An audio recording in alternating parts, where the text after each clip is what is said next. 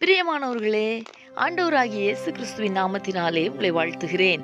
இந்த நாளிலும் நம்முடைய தியானத்திற்காக சங்கீதங்களின் புஸ்தகம் 103 சங்கீதம் முதல் 2 வசனங்களை நான் வாசிக்கிறேன். என் ஆத்துமாவே கர்த்தரை ஸ்தோத்திரி, என் முழு உள்ளமே அவருடைய பரிசுத்த நாமத்தை ஸ்தோத்திரி. என் ஆத்துமாவே கர்த்தரை ஸ்தோத்திரி, அவர் செய்த சகல உபகாரங்களையும் மறவாதே.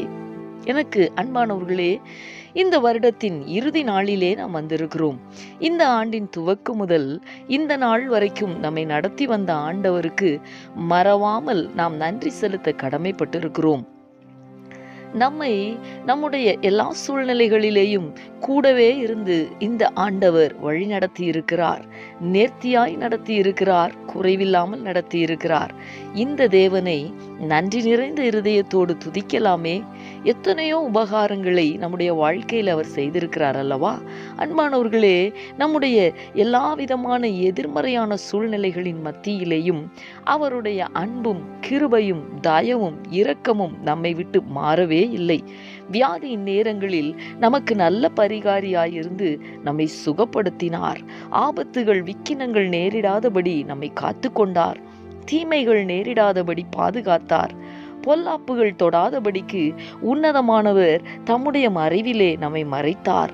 பொல்லாத சத்துருவினுடைய அம்புகள் நம்மை அணுகாதபடிக்கு காத்து கொண்டார்.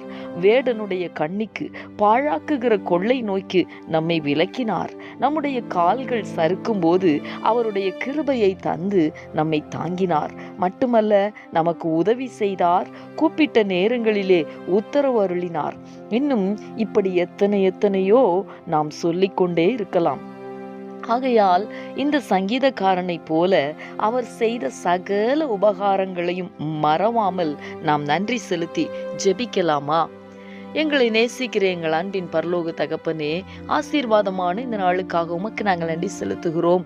இந்த நாளிலும் நீர் எங்களுக்கு செய்த சகல உபகாரங்களுக்காகவும் உமக்கு நாங்கள் நன்றி செலுத்துகிறோம். ஆண்டவரே, எங்களுடைய வாழ்க்கையின் எல்லா சூழ்நிலைகளிலேயும் எங்களோடு கூட இருந்து நேர்த்தியாய் எங்களை நடத்தினீர், நேர்வழியாய் நடத்தினீர். உள்ளத்தின் ஆழத்திலிருந்து உமக்கு நாங்கள் நன்றி செலுத்துகிறோம்.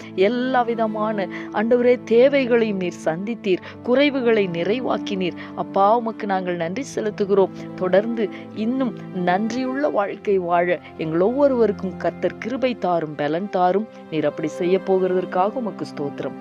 இயேசு கிறிஸ்துவின் நாமத்தில் வேண்டிக் கொள்கிறேன் நல்ல பிதாவே. ஆமேன், ஆமேன்.